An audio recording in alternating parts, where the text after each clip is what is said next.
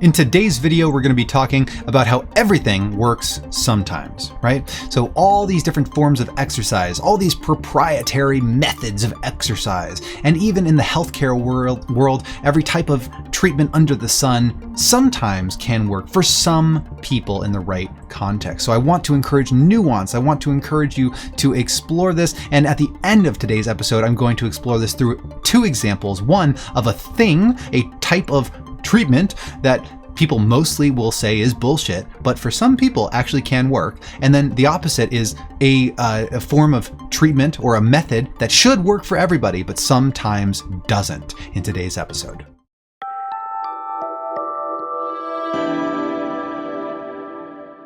Hey, real quick, my name is Anthony Davis. This is Shapeshift Wellness, the channel that uses evidence, research, logic, and reason to explore fitness, yoga, and meditation. If you like that sort of thing, subscribe to my channel and consider sharing this video with your friends. Thank you for watching, and stick around to the end again, because we are going to explore two tangible examples of one, a thing that should be total BS, but sometimes it's not.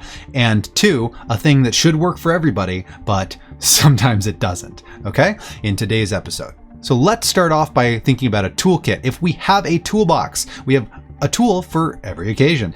Any job that you need to get done around the house, you've got a tool for it, right?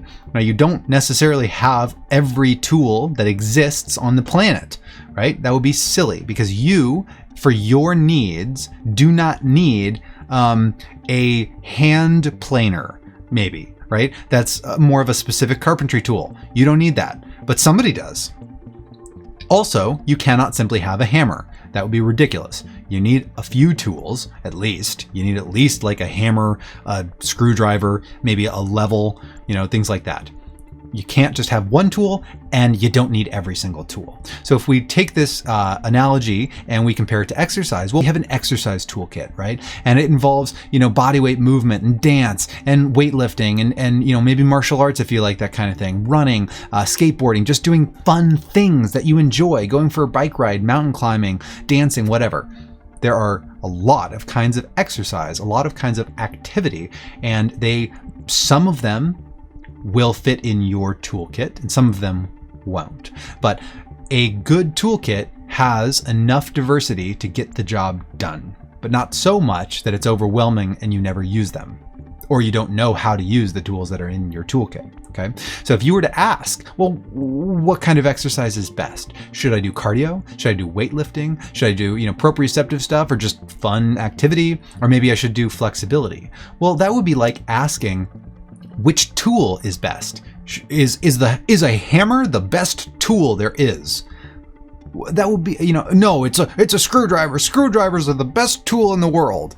What a stupid question, right? Because, well, if you have a nail that needs to go into a piece of wood, then a hammer's a pretty good tool for that, but a wrench would be terrible, and a screwdriver wouldn't work. But if you have a screw, a hammer would be a terrible tool. So I think you get where I'm going. If you have different types of exercise, it's the same kind of thing. So if you're asking yourself, do I need to stretch? Do I need to weightlift? Do I need to do cardio? Do I need to do balance training? Well, I don't know. It depends. What is your goal? What are your needs? How healthy are you now? Are you already flexible? Maybe you don't need to stretch. What is your goal? And that's going to depend or determine what tool you need. So if you ask when can I apply this, rather than if you should do it at all, you will have more of a useful answer to your questions. So ask yourself, well, when would stretching be useful? I know on this channel, I bash stretching all the time. And I'm a yoga teacher, right? So I should love stretching. But the research constantly shows that stretching makes your muscles weak, doesn't improve health outcomes, doesn't improve mortality, doesn't reduce injury risk. It doesn't do a lot of things that we think it does. However, for some people, sometimes stretching is going to be useful, right? So when would stretching be useful? If we look at, for example, there's a lot of research showing that stretching will temporarily reduce your muscle strength. So if we were to ask, should most people be stretching before exercise in, their major muscle groups. It's not a useful practice for most people to just blindly stretch all of your muscles. No, I don't think that's useful. But for some people who have targeted areas of their body that they're trying to deliberately inhibit those muscles, yeah, sure, why not? That could potentially, for some people, be a useful practice, right? So we take a piece of research that says, stretching makes your muscles weak. And we can say, therefore, you don't have to stretch all of your muscles, but that same research informs us that maybe for some people, we could actually use that, quote, negative effect in a positive way, right? If we are targeted about it. So ask, well, when would this thing be useful? Rather than, well, is this thing useful at all? Everything is useful sometimes, right? That's the point of this video. Everything works sometimes for some people. Now, we need to differentiate between results and mechanisms. So the result is the thing that we see, the outcome. Flexibility is often thought to be the result of stretching, right? But flexibility can also be the result of strength training, right? So you don't have to do passive static stretching to do it. There are lots of ways to lengthen your tissues. Don't argue with me about the semantics of the word stretching. Are you stretching it if you're, strength training at end range? Isn't that technically a stretch? Sure, that's not the point of the video. The point is that the result is different than the mechanism here, okay? So if we see the result, we might assume that we know the mechanism. Oh, you got more flexible. Therefore, we assume it's because you reduced tension in your muscles and in your fascia.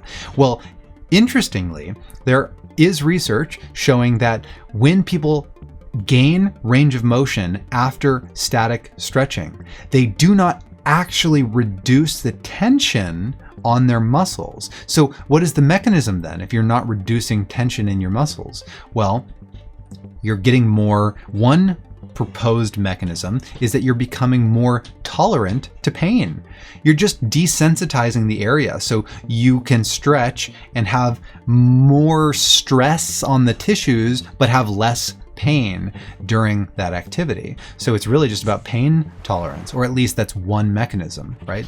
But does that mean that now, because we have a different mechanism than we originally thought, that suddenly stretching doesn't make you more flexible? No, it just means that it does so for a different reason. Okay, so I have personally run into this backlash a lot of times. If I come out and I say, so I'm a chiropractic student, right? And if I say, well, it turns out that spinal mobilization does not actually put bones back into place. People get pissed about that. But I didn't say that spinal mobilization is useless. I just said it doesn't put bones back into place. It does do other things. It reduces pain for a short time. That's useful. It's different than we originally thought, but it's still useful for different reasons. So we can learn and evolve, and just remember that the result is different than the mechanism. And so we can get into trouble, and therefore, warning, be careful where you're starting off. So if you start off by seeing a result, you might assume you know the mechanism. You might assume that you know why something is happening. And then if somebody challenges the mechanism and says that's not the mechanism, you might get personally affronted, as though they're saying the results aren't still happening, but that's not necessarily true. And the opposite would also be the case, right? You might learn about a mechanism. You might read an anatomy book for the first time, and you might discover some amazing things about the human body and assume that you therefore know how you can change your exercise to get a particular result. Don't assume. Test. Don't assume. Test, right? You might assume that because you read in an anatomy book that the ascending and then transverse and then descending colon are shaped in a particular way, and the flow of, number two goes through your body in a particular way, that you have to therefore in a yoga class twist to the right first to massage the ascending colon, and then twist to the left to massage the descending colon. And if you do it in the reverse, that you're going to become constipated. You might think that because you saw a mechanism. You saw the anatomy as a mechanism. and you assumed that it would have certain results. But in actuality, you're missing many, many, many, many, many more facts about the human body that would teach you that that's simply not the case, right? So you can test your idea based on mechanisms, but mechanisms do not always lead to results, and results are not always due to specific mechanisms that you think they are. So don't make black and white statements. I'm guilty of this. I do this sometimes. And part of that is that social media, Twitter, etc., Instagram, etc., forces you to be more concise than is useful. And it forces you to be more black and white due to a character limitation you can't fully explain, and due to attention spans. People only read the headline and they don't read the description, or people only look at the picture and they don't read the description, or people only read the title of this video or any video and they don't watch the video, and they make assumptions. And so people think you're being black and white. So do what you can to not be black and white, because absolute statements can be rejected absolutely. If you say something black and white, even something positive and obvious, like exercise is great. I agree. And in most contexts, that's not a big deal. But technically, that statement is black and white. And technically, it's not true, because all I have to do is think about one scenario. If I can think up one scenario where exercise isn't great, then I've just made that statement false, right? So if I think of somebody who just had gotten a terrible car wreck and all of their bones are fractured, or some crazy thing, for that person, for a while, exercise is not going to be helpful, right? It's going to hurt them. So exercise is not always good, right? So we need to speak more like a scientist. So if we speak like a scientist, we add qualifiers. Exercise is great for most people who are otherwise healthy, in a regular fashion, and in a graded progression, right? So if we say, basically we add qualifiers, we say this thing, exercise, is usually, not always, usually beneficial or somewhat beneficial for most people, not all people, right? For general health promotion, not for curing specific diseases, right?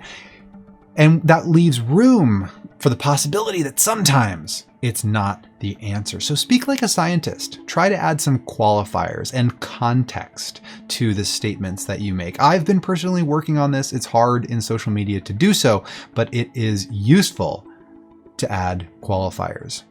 Also, you end up being wrong less often, because if you add qualifiers to your statements, it's harder to demonstrate falsehood. If I make a black and white statement, it's very easy to point out how that black and white statement is wrong. So you set yourself up to be wrong if you make black and white statements. I've learned this the hard way, and I continue to learn this the hard way, frankly.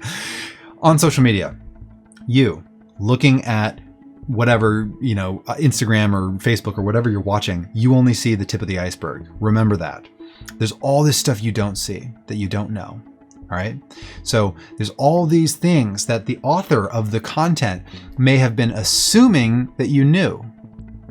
So if I'm speaking to other colleagues of mine in a doctoral program, I can make a statement that sounds black and white to an outsider, because I know that my colleague knows all the same stuff that I do, or at least, enough of it that we're speaking the same language. So I can say something that sounds black and white to them because we both are privy to a bunch of extra information that adds context.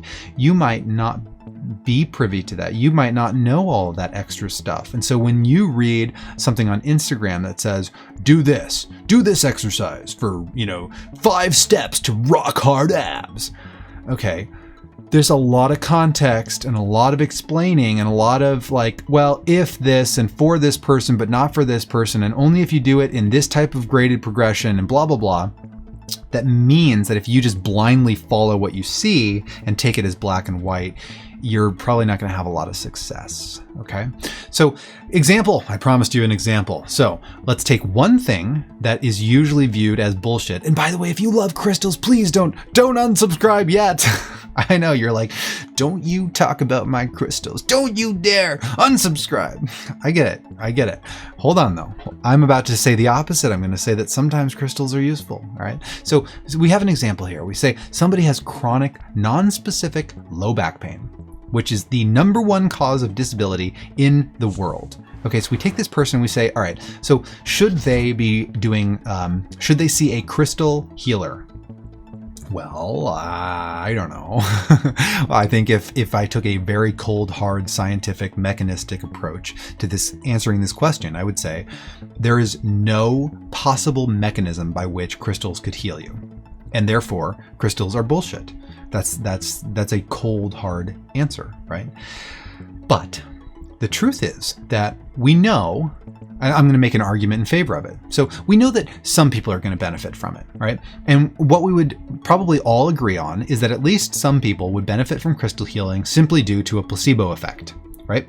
Now, the placebo effect is often misunderstood to mean all of the things that we don't really understand or anything other than the mechanism we thought. So if you think that crystals heal you because of something about quantum energy and electromagnetism, you're probably wrong. No offense, but that mechanism is probably incorrect. Okay.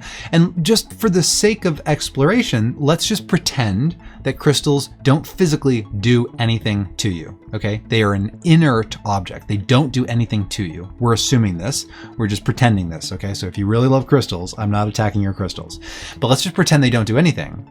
Even if they don't do anything, still, you go to a crystal healer who looks you in the eyes and has compassion and empathy and says, I'm here to help you. I'm going to listen to you. I'm going to, human touch, right, is healing, right? So I'm going to put on soft music and burn some incense that smells nice and all of these things. That is healing. Now, we could call that a placebo, but more accurately, we would call that contextual healing effects. And for some people, the way that they like their affirmation, their encouragement, which is all that is, it's really just affirmation and encouragement, they like that packaged in the form of crystal healing. So what? Great. Do they get the result? Probably. Because we know that chronic non-specific low back pain is dramatically impacted by what we call psychosocial factors, meaning how your mental, emotional, social health. And if crystal healing delivers a mental, emotional, social boost, then it worked for the person that likes that kind of thing. But for the person that thinks, crystals are bullshit, it's not going to work. Right? So that is an example of something that should not work, but it can for some people. Okay. Now that does not give you the right to go around making all kinds of ridiculous claims about quantum energy revolving crystals, because you probably don't understand anything about quantum mechanics. Hell, the people who actually are quantum scientists don't even really understand it because it's an emerging field. So for some, no offense to all the Beckys in the world, but some Becky out there to assume that they understand quantum mechanics is simply ridiculous. Now, let's take the opposite scenario and we look at exercise. Exercise should work for everybody with chronic non-specific low back pain. And that's what the research says, is that people need to just move, get out, move, exercise. But let's think about a rule breaker here. Who is a person that might not benefit from more exercise? Well, if we can imagine a person who already exercises, let's say they over-exercise, maybe, right? They exercise 7 days a week. They do, 4 days of strength training, 3 days of cardio. They do 1-2 a day on the weekend where they do like a big hike as well as strength training. They swim, they run, they, do a well-rounded weightlifting program. They do agility. They are doing it all. Well, and they're not afraid of moving, right? They're not afraid of movement. So does that person need more exercise to heal their low back pain? Well, No. And I would almost never say this because most people need more activity, not less. But for that person, 7 days a week, burning all cylinders, for that person, I would encourage actually dialing it back. I would say do less, exercise less. Give yourself at least one full rest day, right? So there are always rule breakers. More exercise wouldn't help that person. Maybe some hands-on therapy, or maybe some rest would actually help that person, even though 99% of people need more exercise. So always leave room in the back of your head for that outlier, that rule breaker, and ask when would this be appropriate? Don't just cast every single thing aside. This will never, ever, ever work for anybody. Well, that's just narrow-minded. Okay. Now I've been guilty of that myself. So just remember, on social media, you're not getting the full picture. Things appear black and white when they are not. You might be missing context, and always leave that room for the rule breakers. Ask when, not if, because everything works sometimes for some people. Thank you for watching. Like and subscribe. I'll see you next time.